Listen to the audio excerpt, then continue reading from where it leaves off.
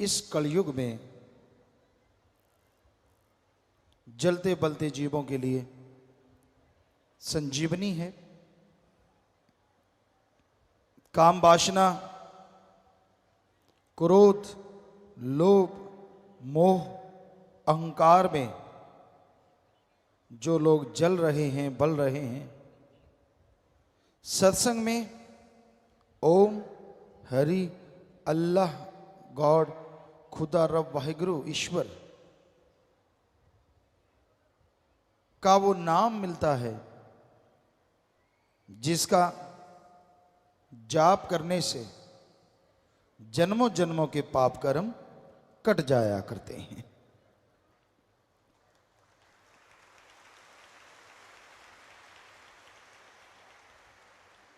कौन नहीं चाहता कि वो बेगम हो? कौन नहीं चाहता कि वो निरोग हो? कौन नहीं चाहता कि उसका घर परिवार सुख शांति से, परमानंद से जीवन जिए? हर कोई चाहता है कि ऐसा हो, लेकिन परमानंद के लिए हर गम, दुख, दर्द, परेशानी की बीमारी के लिए एकमात्र उपाय, एकमात्र इलाज, एकमात्र टॉनिक अगर कोई है तो वो है मालिक का नाम। मालिक का नाम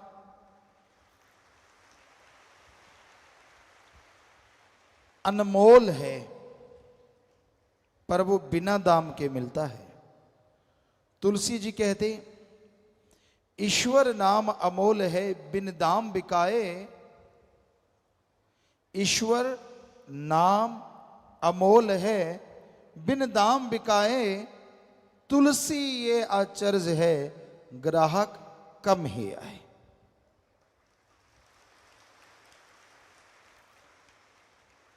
ईश्वर का नाम अनमोल है, पर बिना दाम के वो मिलता है। तुलसी जी कहते, आश्चर्यजनक बात ये होगी कलयुग में कि भगवान का नाम अनमोल होते भी फकीर बिना दाम के देंगे, लेकिन लेने वाले ग्राहक कम नजर आएंगे। वैसे देखा जाए तो आज राम नाम के ग्राहक बहुत बढ़ रहे हैं, लेकिन सारी जनसंख्या का देखा जाए तो तुलसी जी वाली बात बिल्कुल सच नजर आती है। हजारों में, लाखों में, महीने में लोग मालिक के नाम से जुड़ते हैं। ये कोई छोटी बात नहीं है। दिन रात ओम, हरि, अल्लाह, वाहिगुरु, गॉड, खुदा, रब की भक्ति इबादत में जुड़ने वाले बढ़ते जा रहे हैं। उतना ही काल महाकाल जलता है, तड़फता है, और बुराई के नुमाइंदे राम नाम को रोकने के लिए लाखों करोड़ों रुपए लोगों पे खर्च कर रहे हैं कि कैसे प्रभु का नाम रुके, कैसे कोई राम का नाम लेना बंद कर दे, कैसे कोई बुराइयां और बढ़ाए, बुराई को बढ़ावा मिले और राम नाम, अल्लाह, वाहिगुरु, ईश्वर का नाम रुके। परलय महाप्रलय भी राम नाम ना रोक सकी। ये तो चलता था, चलता है और चलता ही रहेगा। राम, अल्लाह, वाहिगुरु, गॉड, खुदा यानी सुप्रीम पावर, उसका नाम कभी भी खत्म नहीं होता। परलय महाप्रलय में ब्रह्म तक लोग खत्म हो जाते हैं, लेकिन पार ब्रह्म ना कभी खत्म हुआ, ना हुआ था और ना कभी होगा। वो धुन है, वो अनहद नाद है, वो हरि रस है, वो अमृत है, वो आबो हयात है। वो है तो सब कुछ है, वो नहीं तो कुछ भी नहीं है। तो उस नाम से आप जुड़ो। जुड़ गए हो तो हमारी हाथ जोड़ के विनती, आप आधा घंटा सुबह आधा घंटा शाम आप जाप करके देखो, 2-4 महीने, हम आपको गारंटी देते हैं ऐसा सुख मिलेगा, ऐसी शांति मिलेगी जिसकी आपने कभी कल्पना भी नहीं की होगी।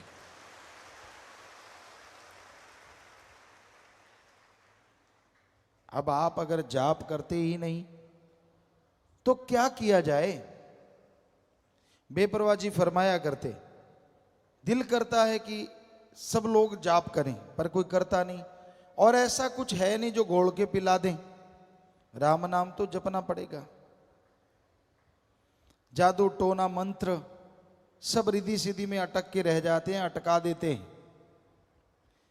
मालिक का नाम सुखों की खान है, और उसका जाप करते हैं, करते हुए जो ओढ़ निभा जाते हैं, दोनों जहां में उनकी जय जयकार होती है और उनका नाम अमर हो जाता है।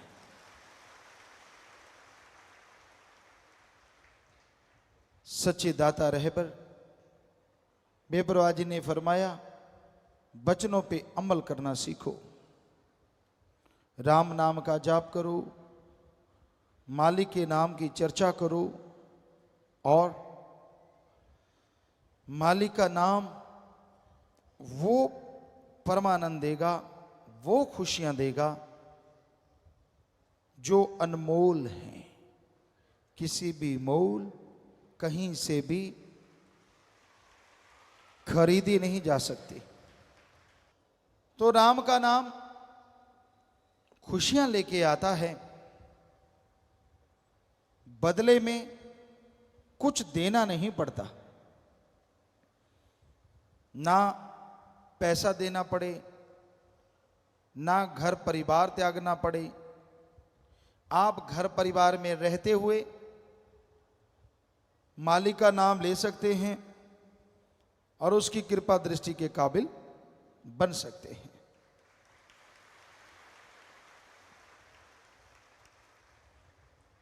राम नाम जपने के लिए लोग सब कुछ त्याग देते हैं। इंसानियत की सेवा के लिए जो त्यागी तपस्वी यानी ब्रह्मचारी सतब्रह्मचारी बन जाते हैं, वो नसीबों वाले होते हैं। उनकी कुलें, उनके परिवार अति भाग्यशाली होते हैं।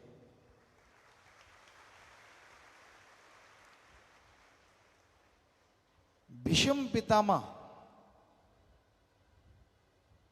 हिस्ट्री में, इतिहास में बड़े योद्धा, शूरवीर, बहादुर हुए, और उनका नाम भीष्म क्यों पड़ा? क्योंकि उन्होंने अपने बाप के लिए अपना जीवन कुर्बान कर दिया।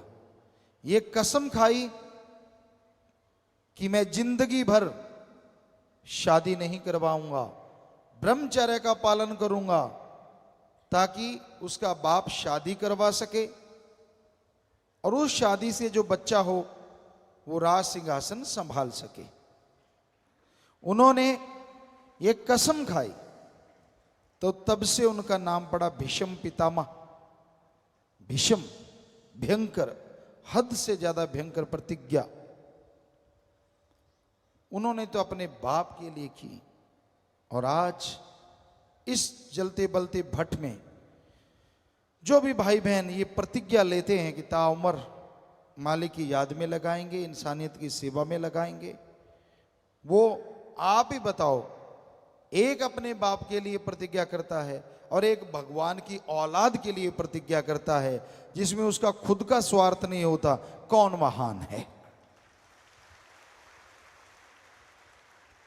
बेपरवाह जी ने फरमाया, सच्चे सौदे की फकीरी दा मुकाम बड़ा ऊंचा, यहां मिट्टी होके रहना पड़ता, शान का क्या काम।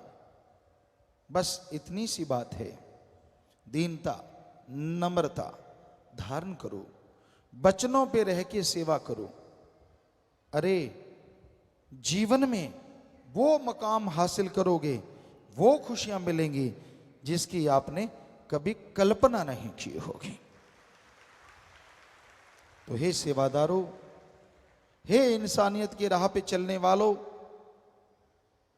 कदम कदम पे काल की बिछी हुई डोरियां, बिछे हुए जाल आपको रोकने की कोशिश करेंगे, लेकिन आप राम नाम के सहारे, ओम हरि सदगुरु मौला के सहारे, सेवा सुमरण के सहारे आगे बढ़ते जाओ तो ये डोरियां अपने आप ही जल के भस्म हो जाएंगी और आप मालिक की कृपा दृष्टि के काबिल बनते चले जाएंगे। ये कौन से जाल हैं जो काल ने बिछा रखे हैं? काम वासना है जो इंसान को बुरी तरह भ्रमित कर देता है, बर्बाद कर देता है, कहीं का नहीं छोड़ता। फिर क्रोध है, क्रोध में आके लोग अपना बहुत कुछ बर्बाद कर लेते हैं। भाई भाई को खत्म कर देता है, बाप बेटे में झगड़ा है, बहुत कुछ ऐसा होता है जिसकी कल्पना भी नहीं होती, तो फिर भी आप बर्बाद होते हैं। फिर मोह ममता, अपने परिवार, अपने बच्चे, अपनी माँ बहन बेटी, सब कुछ उसके लिए इंसान पागल हो जाता है, कुर्बान कर देता है। चाहे वो कितना भी गलत कर रहे हों, लोग बताएं कि भाई आपका बेटा आपकी बेटी गलत, नहीं मानता तो वो एक दिन उन्हें विष रूप बना देता है और खुद भी सारा परिवार कलंकित हो जाता है। फिर है लोभ लालच। लोभ है सर्व पाप का बाप। लोभ लालच यहां आया नहीं कि बाकी के पाप जुड़ते चले जाते हैं। इंसान भूल जाता है सब कुछ, अपनों का बुरा करता है। हम आपको बात सुनाया करते हैं, आज फिर ख्याल में आई। एक चोर था, बड़ा शातिर चोर, बड़ा ही शातिर, जिसे कभी कोई पकड़ नहीं पाया। इतनी सफाई से चोरी करता था कि कुछ पता ही नहीं चलता था, कोई सबूत नहीं। एक दिन बहुत धनाढ़ आदमी के घर सुबह हुई, नौकर चाकरों ने शोर मचा दिया कि दीवार टूटी हुई है, चोर ने चोरी की है, सेंध लगाई है। मालिक जागे, दौड़ के देखा, सारे अलमीरा वगैरह खुली पड़ी थी, संदूक खुले पड़े थे, एक बड़ी सी पोटली पड़ी थी। जब उसके पास गए, नीचे एक बड़ी सी पर्ची पड़ी थी, पोटली साइड में करी, उस पर्ची पे लिखा हुआ था, मैं वही शातिर चोर हूं जो किसी के पकड़ में नहीं आया। रात में आपके यहां चोरी करने आया, मैंने सारा कुछ इस पोटली में बांध लिया, हीरे जवाहरात, सोना, सब कुछ मोती इसमें है। मुझे भूख लगी, यहां आपके मर्तबान है, उसमें वाइट कलर का कुछ था। मैंने सोचा ये बूरा चीनी है, मैंने उसे खोला, हथेली पे रखा और यूं फांक लिया। ओ, ये बूरा चीनी नहीं, ये तो नमक है। मैं बहुत बुरा हूं, चोर ने बोला।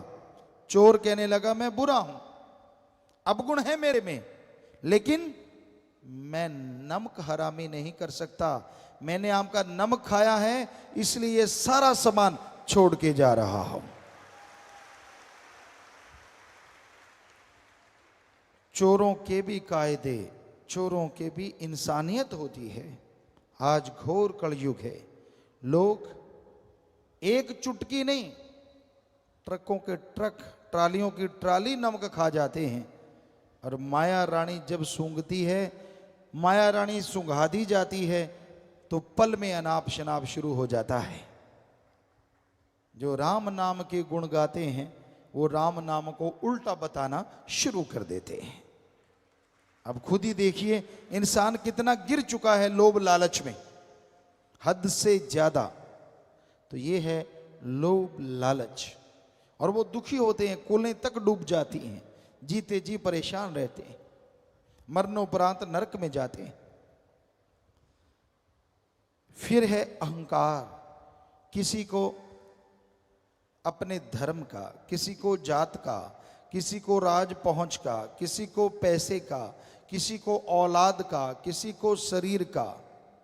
बड़े अहंकार हैं इस जमाने में, इस दुनिया में।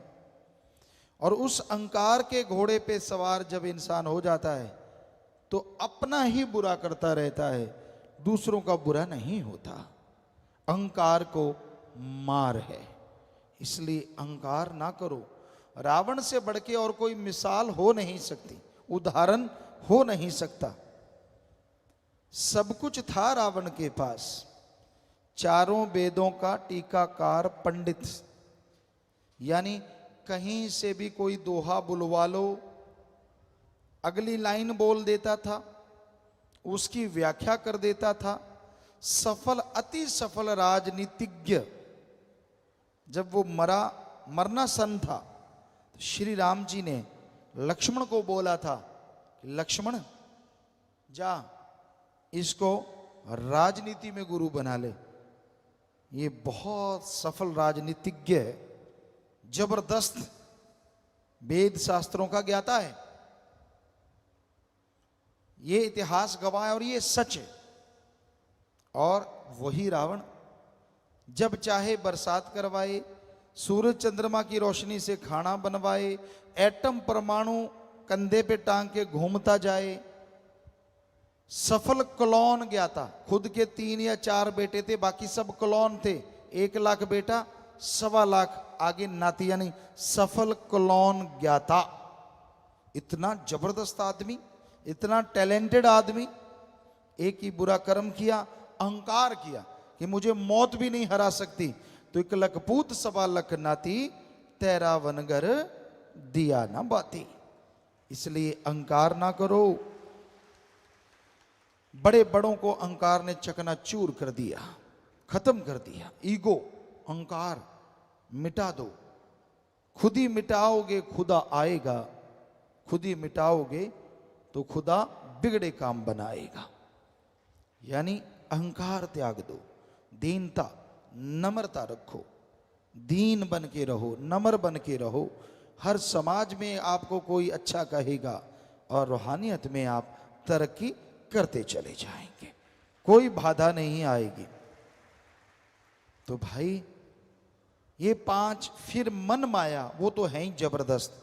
इनके मुखिया हैं, 5 के हेड हैं। मन भरमाता है और माया आदमी को सब्ज बाग दिखाती है। पैसों के लिए लोग पागल हुए फिरते हैं।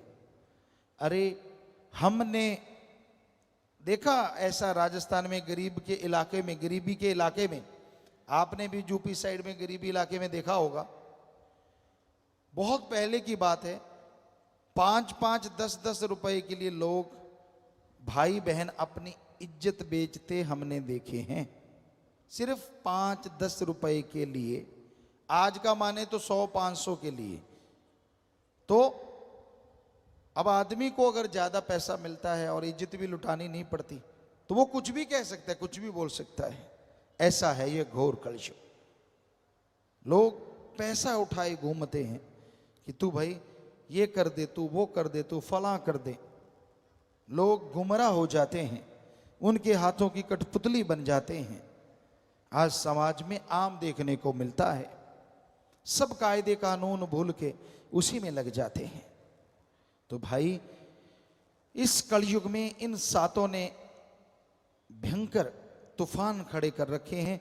किसने? काम वासना, क्रोध, लोभ, मोह, अहंकार, मन माया ने। 7 के चक्रव्यूह में लोग बुरी तरह से टाइट होते जा रहे हैं। बचेंगे वो और बचे हैं वो जिनके माँ बाप का अच्छा साया है, अपने गुरु पीर फकीर के वचनों पे जिन्होंने अमल कमाया है, कमाएंगे वो बच जाएंगे। ये सातों को वो ही धूल चखाएंगे, वरना ये सात किसी के काबू नहीं आएंगे। तो इसलिए राम नाम से जुड़े रहो, सेवा सिमरण करते रहो। आप फिक्र ना करो आपके पास पैसा कम है, जमीन जायदाद कम है, क्या पता उस कम में मालिक ने कितने काट दिए आपके गम है, कोई भरोसा नहीं।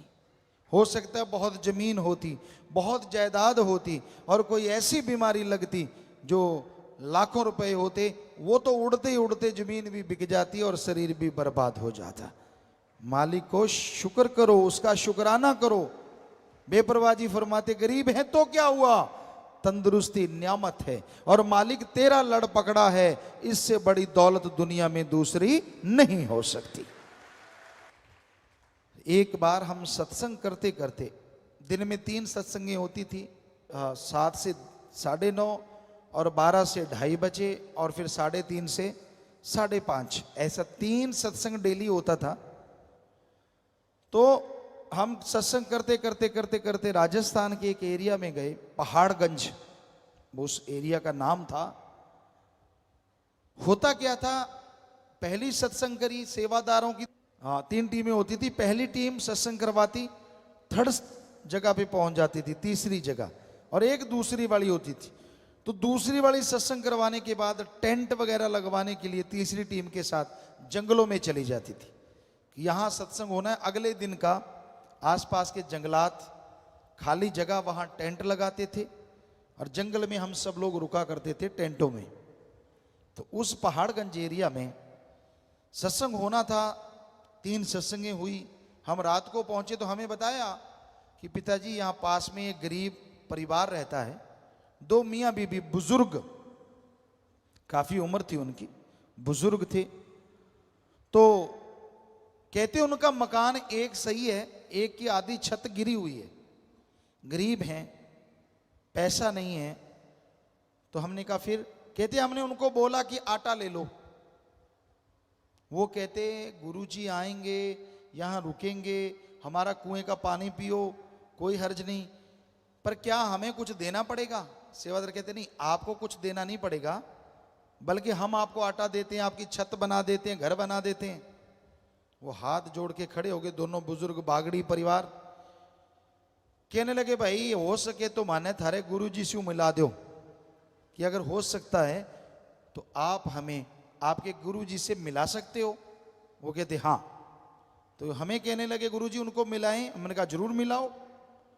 बुलाया, दोनों बेचारे बुजुर्ग, लगभग 70-80 साल के बीच की उम्र, मियाँ बीबी। हमने कहा बोलो बेटा, हम आपकी क्या सेवा कर सकते हैं? आंखों में आंसू आ गए। कहते गुरुजी पहली बात तो ये, आज तक कोई भी संत फकीर आया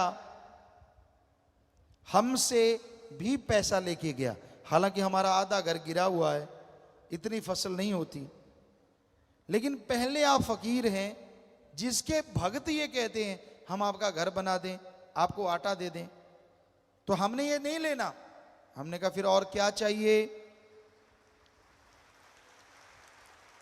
ध्यान से सुनने वाली बात है। हमने कहा फिर आपको क्या चाहिए? वो दोनों के हाथ कांप रहे थे, ऐसे ऐसे बुजुर्ग थे। कहते गुरुजी हमें ज्यों का त्यों वो सीन याद है, रात थी, लाइटें जगी हुई थी और थोड़ा थोड़ा अंधेरा था।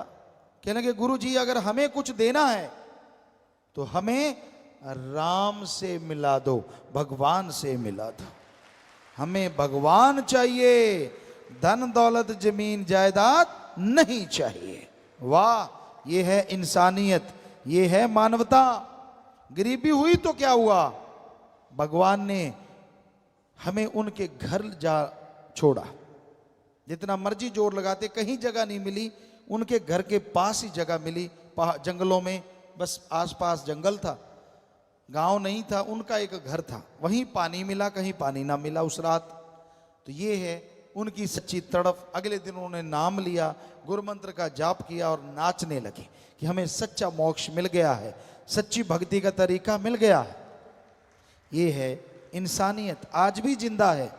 आज भी माँ बाप के अच्छे नेक बच्चे हैं जो दृढ़ता से, हिम्मत से सतगुरु के उन वचनों पे अमल करते हैं कि सारी दुनिया एक पास से, मेरा सतगुरु प्यारा एक पास।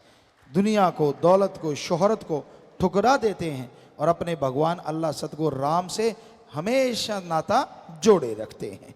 तो धन्य ऐसे माँ बाप, धन्य ऐसे बच्चे, धन्य ऐसी कुलें जिनमें ऐसी औलादें सेवादार जन्म लेते हैं।